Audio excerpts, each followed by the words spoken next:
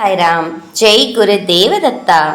गुरुर् ब्रह्मा गुरुर् विष्णु गुरुर्देवो महेश्वरः। गुरु साक्षात् परब्रह्मा तस्मै श्री गुरुवे नमः। अक्कलकोट श्री स्वामी समर्थ लीलामृतम अध्यायम 68। அப்பா சாஹேப் மானே. ஸ்ரீ சுவாமி சமர்த்தர் அக்கல்கோட்டில் தங்கியிருந்த போது அவரை சுற்றி 3 பேர் படைகளாக சூழ்ந்திருப்பர்.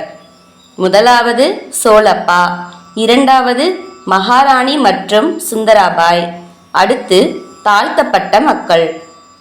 ஸ்ரீ அப்பா சாஹேப் மானே அக்கல்கோட் மகாராஜ் உட்பட அனைவராலும் மதிக்கப்படும் நல்ல நிலையில் இருந்தார். அவருடைய மகள் ஜமானாபாய் மிகவும் அழகு நிறைந்தவள். அவள் திருமண வயதிற்கு வந்தபோது தகுந்த வரன் அமையவில்லை என்கின்ற காரணத்தால் அவர் வருத்தத்தோடு இருந்தார்.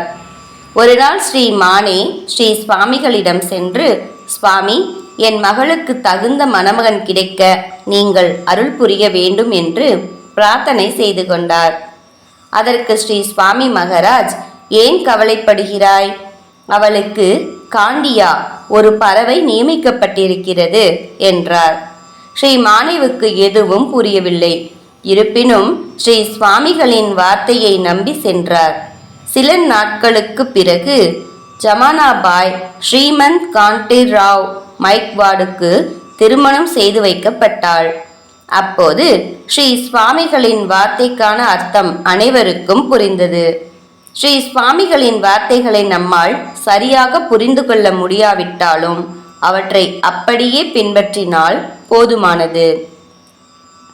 அவரே நமக்கான சரியான வழிகளை அருளுவார் என்பது திண்ணம்.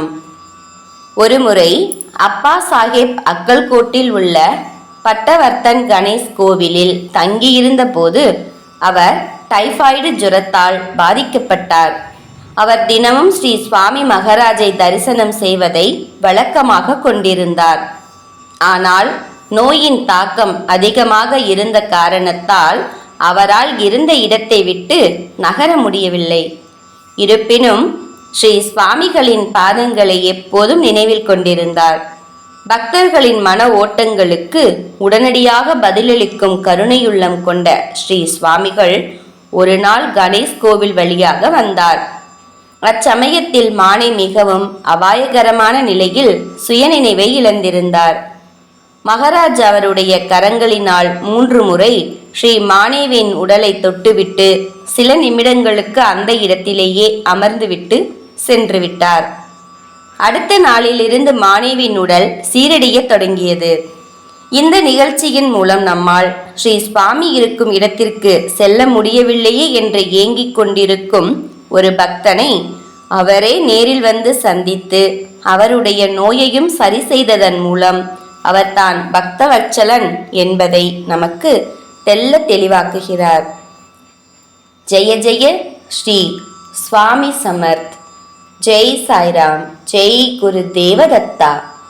அனந்த கோடி பிரம்மாண்ட நாயக ராஜாதி ராஜ யோகி ராஜ பரபிரம்ம ஸ்ரீ சுவாமி சமர்த்த மகராஜ் கி ஜெய்.